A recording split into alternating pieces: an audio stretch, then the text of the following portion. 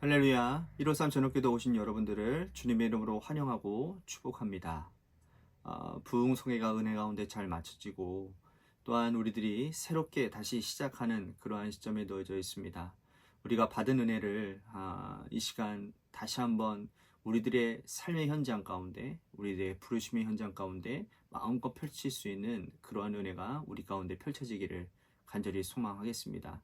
오늘도 하나님의 말씀 보고 또 말씀 듣고 그리고 기도의 자리로 나아가겠는데요. 먼저 하나님의 말씀 보겠습니다. 야고보서 2장 14절 말씀부터 17절 말씀까지 보겠습니다. 야고보서 2장 14절에서 17절 말씀입니다. 우리 같이 한 목소리로 다 함께 봉독하도록 하겠습니다. 시작. 내 형제들아, 만일 사람이 믿음이 있노라 하고 행함이 없으면 무슨 유익이 있으리요? 그 믿음이 능히 자기를 구원하겠느냐? 만일 형제나 자매가 헐벗고 일용할 양식이 없는데 너희 중에 누구든지 그에게 이르되 평안히 가라, 덥게 하라, 배부르게 하라 하며 그 몸에 쓸 것을 주지 아니하면 무슨 유익이 있으리요? 이와 같이 행함이 없는 믿음은 그 자체가 죽은 것이라. 아멘. 세상에 존재하는 많은 물건들 가운데 하나로는 존재 가치가 없는 것들이 많이 있습니다. 그것은 장갑이고 또 신발일 수 있고 젓가락. 그러니까 짝을 잃어버리면 소용이 없어져 버리는, 그러니까 나머지 하나도 버림받을 수밖에 없는 그런 물건들이 있다라는 것이죠. 함께 있을 때 존재 가치가 있고 사용 가치가 있는 물건들. 자, 음식점에도 이런 것들이 있어요.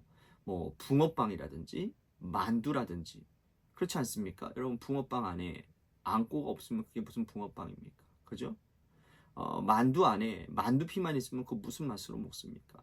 만두피와 만두 속이 또한 붕어빵의 겉 밀가루와 그리고 안에 있는 팥이 조화를 이룰 때, 함께 있을 때 비로소 맛이 되는 그런 음식이 될 수 있는 것 아니겠습니까? 여러분, 믿음 생활도 마찬가지인 거예요. 믿음을 가지고 있다고 하면서 행함이 없다면 그것은 죽은 믿음이고 가짜 믿음이며 또 하나님께서 기뻐하시는 믿음이 아니라고 오늘 사도 야고보가 말을 하고 있는 것입니다. 이것은 2000년 전 초대교회의 성도들에게나 오늘 우리들에게 똑같이 적용되어지는 말씀인 것 같아요. 자, 먼저 우리 14절 말씀 보도록 하겠습니다. 내 형제들아, 만일 사람이 믿음이 있노라 하고 행함이 없으면 무슨 유익이 있으리요? 그 믿음이 능히 자기를 구원하겠느냐? 자, 듣기에 따라서 이 말씀은 꽤 충격적인 그런 말씀으로 들려져요. 왜냐하면 행함이 없는 믿음을 구원받지 못한 믿음이라고 규정하고 있기 때문이에요. 자, 야고보는 예를 들어서 15절과 16절에 이렇게 말씀을 하고 있습니다. 한번 보겠습니다. 만일 형제나 자매가 헐벗고 일용할 양식이 없는데 너희 중에 누구든지 그에게 이르되 평안히 가라, 덥게 하라, 배부르게 하라 하며 그 몸에 쓸 것을 주지 아니하면 무슨 유익이 있으리요?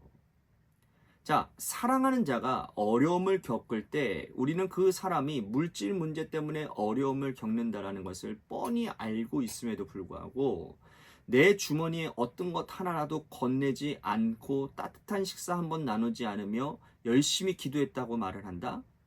자신은 아무 일도 하지 않으면서 하나님이 당신을 도와줄 것이라고 말하는 어떤 공허한 메아리와 불과하다라는 것이죠. 자, 이러한 믿음을 진짜 믿음이라고 할 수 있겠는가라고 야고보가 지금 문제 제기를 하고 있는 것입니다. 자, 17절 말씀 볼까요? 이와 같이 행함이 없는 믿음은 그 자체가 죽은 것이라. 자, 우리가 이 말씀을 파격적인 말씀이라고 생각하는 이유는 바로 바울이 전한 복음 때문이에요. 자, 당시 바울은요, 이방인과 개종한 유대인들에게 큰 영향을 끼친 사람이에요. 바울은 뭐라고 고백하죠? 오직 믿음으로 구원받는다라고 그는 고백했거든요. 오직 믿음으로 구원받는다라는 것을 가는 곳곳마다 전했단 말이에요. 하지만 이것이 큰 오해를 낳았어요. 특히 로마서 10장 10절 말씀에 보면 사람이 마음으로 믿어 의에 이르고 입으로 시은하여 구원에 이른다라는 말씀이 있거든요. 자, 이 말씀을 오늘 논리로 읽으면 구원받기가 이렇게 쉬운가? 라고 질문할 수밖에 없는 거예요. 왜냐하면 마음으로 믿는 것은요, 개인적인 어떤 영역이기 때문에 검증할 방법이 없는 거예요. 그죠? 입으로 시인하는 것도요, 그분의 진심을 알 방법이 없어요. 하지만 바울이 로마서를 기록할 당시의 상황으로 들어가 보면 그렇지 않아요. 물론 마음으로 믿는 것은 개인적인 어떤 영역입니다. 하지만 입으로 시인하는 것은 공적인 영역이라는 거예요. 세례받을 때 교회 공동체 앞에서 나는 예수님과 함께 죽고 주님과 함께 살며 어떤 고난이 와도 내가 예수님을 떠나지 않겠다라고 사자불에 들어가고 갈기갈기 몸이 찢겨져 나가고 피를 쏟고 어떠한 가난의 극한 가난의 그런 처했다 할지라도 내가 예수를 따르지 않겠다, 예수를 떠나지 않겠다라고 공언해야 그때 세례받을 수 있어요.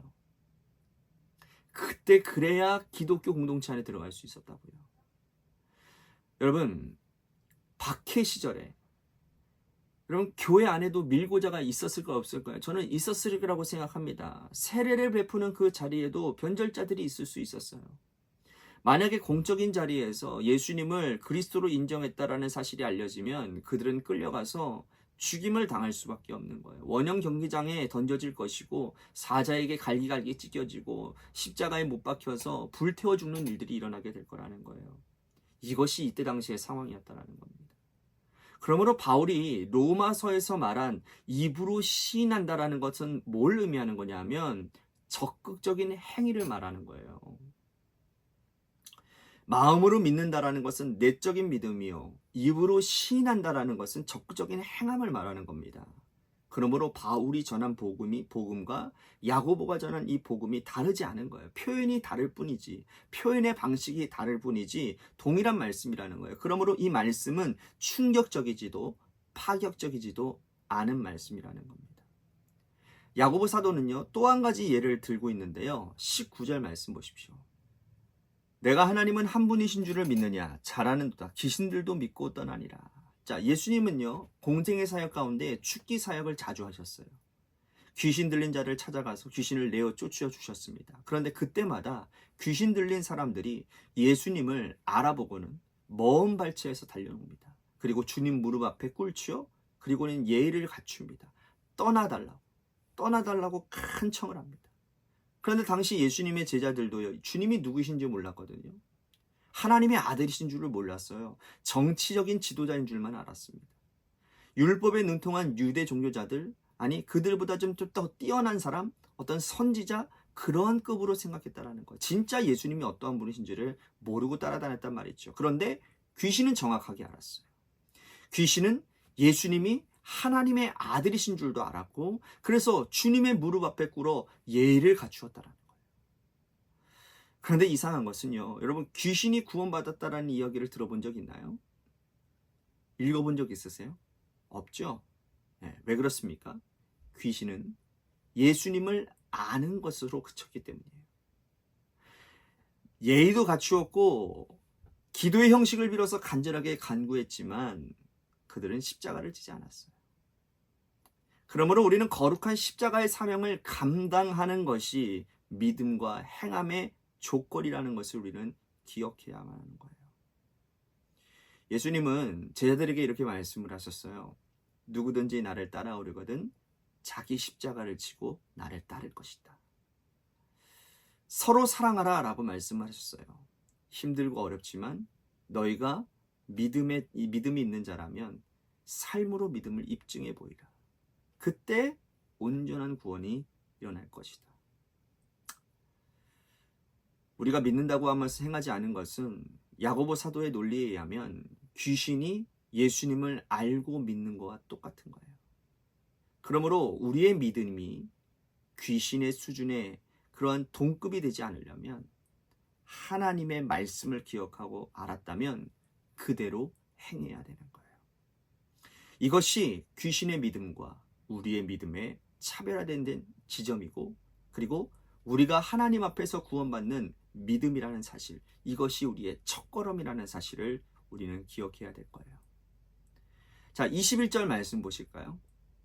우리 조상 아브라함이 그 아들 이삭을 제단에 바칠 때에 행함으로 의롭다 하심을 받은 것이 아니냐. 자, 이 말씀은 창세기 22장에 나오는 사건이잖아요. 하나님께서 아브라함에게 내 아들 독자 이삭을 모리아 어느 한 산에 가서 번제로 드려라. 자, 이 말씀을 듣고 아브라함이 고민을 했지만 아브라함은 이삭을 데리고 떠나죠. 번제단에서 이삭을 결박합니다. 그리고 칼을 빼들었어요. 그 순간 아브라함은 진심이었어요. 그때 아브라함을 부르는 다급한 소리가 들리고 하나님이 말씀하십니다. 이제 네가 나를 사랑하는 줄을 알겠다. 이제야 라는 말씀이 중요합니다. 이제야 라고 하는 이 말씀은 내 마음에 있는 믿음을 행함으로 보였으니 그 믿음을 이제야 참 믿음이라고 인정했다라는 뜻이에요. 오늘 우리의 마음에 있는 이 믿음을 행함으로 보일 때 그 믿음을 하나님 앞에서 의롭다 하심을 받을 수 있는 믿음이 될 수 있다라는 거예요. 22절 말씀 볼까요? 내게 보거니와 믿음이 그의 행함과 함께 일하고 행함으로 믿음이 온전하게 되었느니라. 사랑하는 성도 여러분, 가짜 믿음, 반쪽짜리 믿음, 짝을 잃은 믿음 만들지 마시고 행함을 통하여 세워지는 온전한 믿음을 가지시기를 축복합니다. 우리가 삶을 살아가면서 우리가 가지고 있는 이 믿음을 행함으로 실천하고 보여주며 삶으로 나타낼 때 하나님이 그곳 가운데 의롭다 칭하시고 의인의 삶을 통해 하나님께서 놀라운 일들을 행하시는 믿음의 역사를 일으키시는 은혜가 있게 될 줄로 믿습니다. 오늘 말씀 생각하면서 우리 같이 기도했으면 좋겠습니다. 믿음을 행함으로 완성하는 자가 되게 하여 주옵소서. 뿐만 아니라 반쪽짜리 믿음이 아닌 행함을 적극적으로 실천하는 하나님이 주시는 나의 마음 가운데 주님의 마음에 감동되어져서 주님의 마음에 이끌리는 대로 살아가는 삶을 살게 하여 주옵소서. 우리 같이 그렇게 말씀 생각하면서 기도했으면 좋겠습니다. 또 한 가지 우리 교회를 위해서 간절히 기도합시다. 하나님이 세워주신 주님의 몸된 교회가 하나님의 뜻 가운데 바로 서는 은혜가 있게 하여 주시옵소서. 또한 육신의 질병으로 고통당하는 분들과 또한 교회와 또한 여러분들의 삶의 자리, 여러분들의 자녀들을 위해서 기도하시다가 이 시간 돌아가시기를 바랍니다. 우리 같이 노래 끝날 때까지 합심하여 기도하도록 하겠습니다. 기도하시겠습니다.